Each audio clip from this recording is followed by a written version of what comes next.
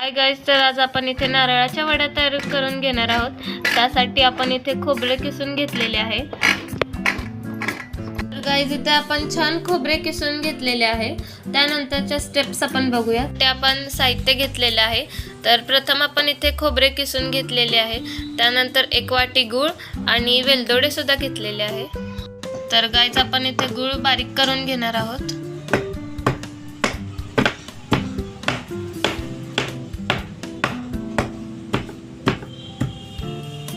तुम्ही हा गूळ खिसणीने सुद्धा किसून घेऊ शकता।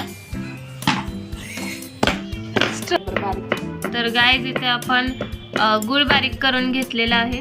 आता हा गूळ आपण इथे नारळ किसून घेतलेला होता त्यामध्ये टाकायचा आहे।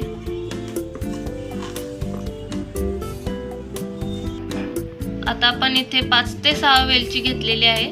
तेवढी वेलची आपण बारीक करून घेणार आहोत। तर तुम्ही तुमच्या चवीनुसार वेलची तुम्हाला पाहिजे इतकी घेऊ शकता। तर आपण मगाशी खोबरे किसून घेतले होते त्यामध्ये आता इथे वेलची टाकून घ्यायची आहे।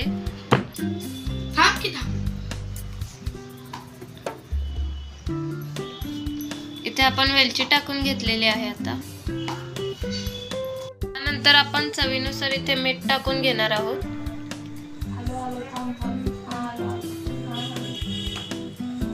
आपण दूध आटवून घेतलेलं आहे। छान घट्ट असं दूध आटवून घ्यायचं आहे। त्याच्यामुळे छान क्रीम तयार झालेली आहे। दुधावरती खूप छान क्रीम आलेली आहे, तुम्ही बघू शकता। तर गाइस, इथे आपण कढई तापत ठेवलेली आहे।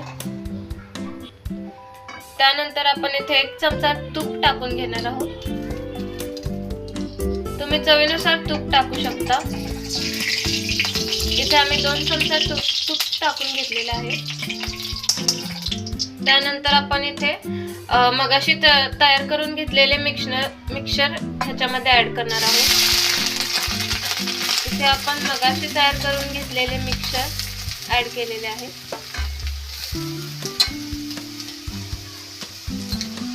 गूळ, खोबरे आणि वेलदोड्याचं मिश्रण इथे घेतलेलं आहे। इथे आपण गूळ, खोबरे आणि वेलदोड्याचं मिश्रण इथे आपण गूळ, खोबरे आणि वेलदोड्याचे मिश्रण इथे तुपामध्ये टाकून घेतलेलं आहे। त्याला छान ब्राऊन कलर येईपर्यंत भाजून घ्यायचं आहे। खरपूस असं भाजायचं आहे। इथे आपण गूळ वितळेपर्यंत हलवून घेणार आहोत।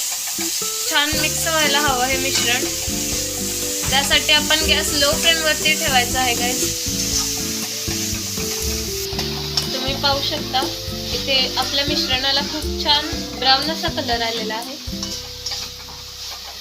तुम्ही पाहू शकता आपलं इथे छान मिश्रण भाजून झालेलं आहे। त्यानंतर आपण इथे दुधाची क्रीम टाकून घेणार आहोत। छान मस्त अशी घट्ट क्रीम आलेली आहे दुधावरती, तुम्ही बघू शकता।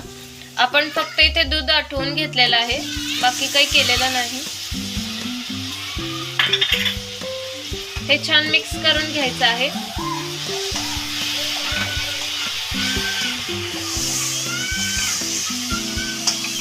आपलं मिश्रण छान शिजलेलं आहे।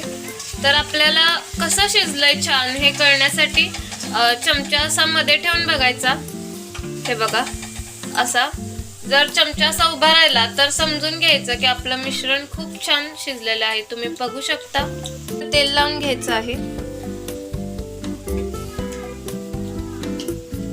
कारण आपण ते मिश्रण आता प्लेट मध्ये सर्व करणार आहोत। आता आपण इथे मिश्रण प्लेट मध्ये काढून घ्यायचं आहे।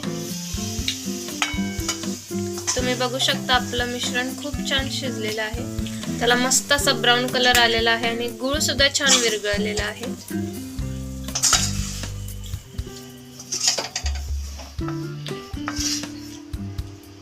आता प्लेट मध्ये असं हे मिश्रण छान पसरून घ्यायचं आहे।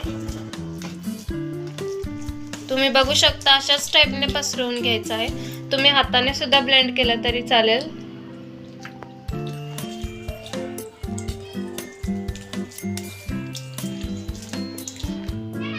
आता आपण हे मिश्रण प्लेट मध्ये काढून घेतलेलं आहे। छान पसरवून सुद्धा घेतलेलं आहे। आता ते 5 मिनिटं थंड होईपर्यंत ठेवायचं। इथे आपण मिश्रणाचं कटिंग करून घेणार आहोत।